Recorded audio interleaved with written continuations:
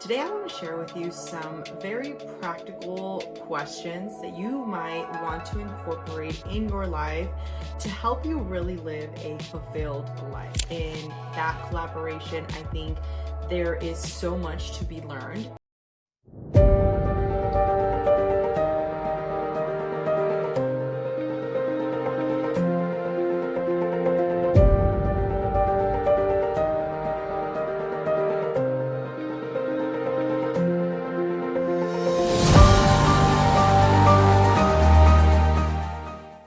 What's going on, guys? Thank you so much for tuning in to yet another episode here of Walking Manifestator. Today I want to share with you some very practical questions that you might want to incorporate in your life to help you really live a fulfilled life. Now, this is something that personally has been incorporated into my life that has really allowed me to ask better questions to get better answers. And I do want to give a special shout out to Mindvalley because the way that they also have collaborated with amazing individuals in the industry that are really ignited by this passion of wanting to pay it forward, give information to other individuals that are interested in growing spiritually, intellectually, in all facets of their life. They have really orchestrated something beautiful in that collaboration. I think there is so much to be learned. And the reason I felt I wanted to share this was because there are some questions that I have been asking myself throughout my growth journey that they have orchestrated to really simplify it. And I do want to add some additional ones that I have also continuously asked myself that have really allowed me to go that step further into understanding why I do the things I do and how maybe this can actually help you in understanding why you do the things you do. So with that being said, let's dive deep. And the first thing I wanted to share is going to be the first question geared around how do you want to contribute to the world? And this is something that depending on where you're at in your trajectory, depending on where you're at in terms of your spiritual awakening, this question might really resonate with you. But if you are barely beginning, this question might be one of those that sounds like, what do I want to contribute to the world? Come on, I'm barely trying to contribute to myself. I'm barely trying to get by. And I felt at one point that was me. I felt that I couldn't really worry about anybody else because worrying about anybody else meant that I wasn't taking care of myself. And when you grow up in a mindset geared around survival of the fittest, I think this is very normal. It's normalized, right? Because if you grew up with either not having your parents or you grew up with people that were always trying to, in other words, take from you or diminish your progress or whatever you want to call it, you grew up in a mindset that was geared around, I need to provide for myself first and then I can worry about anybody else. And I do want to say that I still agree with that up to a certain extent because you can't care for anybody else if you don't care for yourself. You can't love anybody else if you haven't taken care of the number one person, which is yourself. How can I expect to love my children if I don't love myself? How can I expect to be a great example for them if I am not a great example for myself? So that is very important. However, I also have learned that asking that question of how can I be of service, how can I be of an actual resource to help other people in life, and how can I contribute to the world is such a profound experience. And studies have shown that we are more likely to be in a state of happiness when we are giving back. And there was a study actually that was conducted that was essentially 2 test studies where they gave a group of people $5 to use for themselves and they gave a group of other people $5 to use to give back to whoever they decided to give that $5 to. And ironically, the people that were using those $5 for themselves, their happiness level started to go down because they expected those $5. It wasn't anything new, it wasn't anything different. but the people that were actually using those $5 to contribute and give to somebody else, their happiness levels actually started to rise because they were actually being of service. They were making somebody else happy, and through that happiness, they were also experiencing happiness. So in this question of what do you want to contribute to the world, it really is a gate into understanding where exactly you're at, where exactly you would like to make that contribution, because sometimes we think contribution is actually giving money, right? Like that's what we've been conditioned to believe. Like I need to give money to somebody in order for me to contribute to their life or their growth or whatever you want to call it. But if you really think about it, a contribution can be that beautiful art you create. A contribution can be something as amazing as maybe a podcast that you're creating for other people to grow from the things that you've learned. It could be a book that you're writing. It could be, there's so many things, a culmination of different things, experiences that you have now learned that you're sharing with other people. And that's your contribution to the world. So this question, asking yourself and being very aware of where you're at in that day is so important for your growth in order for you to really understand who you are, where you're going, and who are you becoming. Now the second question is, what do you want to experience in life?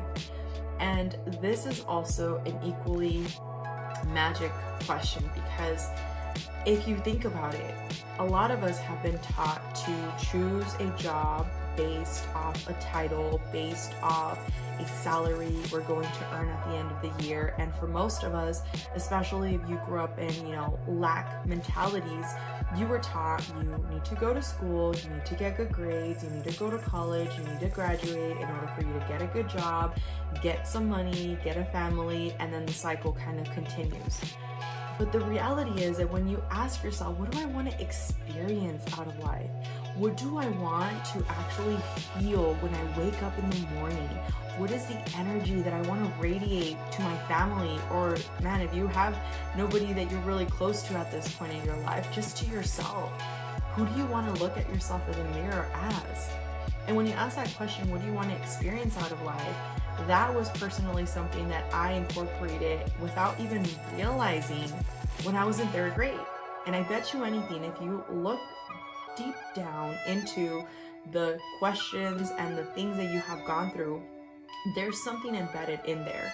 As an example, when I was in 3rd grade, I wanted to travel to Paris based off a class that I was taking. I was in a public school, but in that public school they offered French, and that was one of the things that I got into. If you haven't listened to my story, I mentioned that in one of our first podcasts. And in that situation, I remember that, again, I had a situation in which the teacher said some stuff based off her own limiting beliefs. Now I understand that it had nothing to do with me. It had everything to do with how she viewed herself. But ironically, in that moment, I realized that I wanted to experience going to Paris. Fast forward to last year, I had the pleasure of going to Paris, and it was a beautiful memory that I am so excited to relive, because I know that it's in my near future going to be happening again. And that experience, that memory that I created based off something that I wanted to feel, I wanted to experience in my life, was something that later gave me the opportunity to actually have it in my life. But if I would have been more analytical about it and just said like, oh, well, I need to get a job in order for me to have money, in order for me to travel, that's getting very into the intellectual side of things, the mechanical side of things. But when you're actually incorporating manifestations, when you're incorporating the growth, spirituality concept behind, the law of one, which we've talked about in the past, then you really can understand that, okay, what I want to experience is going to allow me to vibrate at that higher frequency, which is going to allow those opportunities to come into my existence, into fruition for me. Another key component to that is asking yourself, how do I need to grow and develop myself? So you see, most of us sometimes, and I love using the example of a relationship because, I mean, for most of us, I think we've all experienced a relationship at one point or another, whether it was a friendship, whether it was a partnership, whether it was, a love relationship. But let's use a love relationship as an example. Sometimes, and I noticed this pattern in myself, which is the reason why I decided to really clean out my closet and really focus on myself and work on me and who I want to show up as. But I remember that being in one relationship, you are very likely to either just assume that the other person was at fault, right? As humans, sometimes we assume like, oh no, it was their attitude. Oh no, it was the way that they behaved. Oh no, a list of things.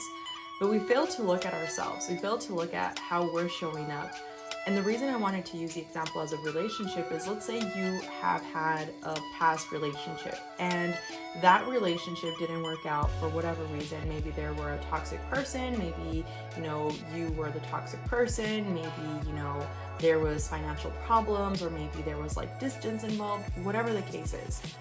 But if you think about it, if you didn't give yourself enough time to heal, if you didn't give yourself enough time to see what went wrong and how could you learn from that experience, all you're going to do is take that baggage and dump it into the new relationship because you never really healed from that first relationship, from that first experience. And this is why when we're talking about how do you want to grow, how do you want to develop yourself, it's so important because you cannot attract that you are not in vibration to. And we've talked about it in the past. A lot of people throw the word, the law of attraction, and that's all fun and dandy. But if you don't understand a law primary to that, which is going to be the law of vibration, I simply cannot attract that prince into my life that is amazing and has a charisma and has the vision that I desire and has the you name it, if I am not that. Like, how can I think that I'm going to attract somebody that is that happy, that is that beautiful soul, if I'm a rotten person that hates life, right? So this is why it's so important to really ask yourself, like, okay, cool, I want more money. Yes, I want to grow in life. Yes, I want to become more successful. But what are you doing to invest in your personal development? When you can start asking yourself that question and really like being honest with yourself, what am I lacking? What do I need to become better at? What can I grow from? And not coming from a place of judgment, okay? But coming from a place of observation. Like I know when like I'm, let's say, going out, or I'm gonna go to an event or whatever the case is, I am going to dress a certain way because I'm going to be very mindful of where I'm going. I'm not going to go in like a bathing suit, right? I'm going to meet other people. I'm going to go in my best light. And when you act in that, like, how do I need to show up? And you incorporate that into also your personal development. Like, okay, what can I become better at? What can I grow? What can I just be more overall aware of where I can be improving in, whether that's in your intellectual quadrant, whether that's in your spiritual quadrant, whether that's in your character, emotional, quality of life, fitness, social, you name it. You see, when we can start really understanding how we need to be better, but not coming from a place of judgment, like I said, coming from a place of understanding, coming from a place of interest. Like, I don't know about you, but there's times that sometimes I'll read a book and there's things that I'm like, wow, like I didn't really think of it that way. That sounds very interesting. I don't agree with it, but let me dig a little bit further. And then I go into like the next page and I'm like, oh, you see, I was already judging it prematurely. So when we can come from that place as well for ourselves and say, like, I'm not judging that, my spirituality is not where I see other, teachers in the industry or in life talking about, but hey, I'm not going to judge it. I'm more so going to see it as like a, wow, like, what can I learn? what can I become better at? For instance, myself, after my Paris trip, I picked up French classes. I got my little Duolingo app and I was like, you know what, I really want to learn it again because I studied it all the way from 3rd to 6th grade, and then it kind of just became this thing that I didn't worry about anymore because I didn't need it anymore as part of my curriculum. And it was like, oh, okay, not a problem. And now it's turned into, I don't have to learn it, I actually want to learn it. Like, this is actually really fun. So coming from that perspective, it's so important because then you're showing up as the best version of yourself because you're actually investing in the best asset, the most important asset you have, which is yourself. Another question I personally like to ask myself is, how do I need to show up? How do I need to show up every day? And if you think about that, it's like, okay, even though you still don't have in this material 3D reality what you are picturing in your head you want, you need to remind yourself that if you believe in the fact that time is an illusion and everything is happening in the ever eternal now, okay, for those of you that are into the metaphysics and into, quantum realities, you understand, and even if you're not into it, you're open to it, because that was something that for the longest time I didn't understand, and gradually I've been really submerging myself into this information. But you can understand that everything is already happening and your imagination creates your reality. So if your imagination creates your reality and you can come from that perspective and that just, I'm going to entertain the idea of like, okay, you know what, that beautiful wife that I envision in my life is already there. How do I want to show up? That beautiful, car, that beautiful relationship, that beautiful trip, how do I want to show up as the best version of myself? And if you can start really coming from that perspective, the questions you ask yourself are going to be that much stronger, and they're going to make that much of an impact in your life. You see, most of the time we're so consumed on what our external reality looks like that we fail to realize that our internal reality is literally a reflection of everything in our external reality. I read something that I wanted to share with you as a closing little comment here, but I was reading this book and they were talking about how sometimes we are so stuck in a manifestation that we want, right? We want something to happen exactly the way we want, and it doesn't happen.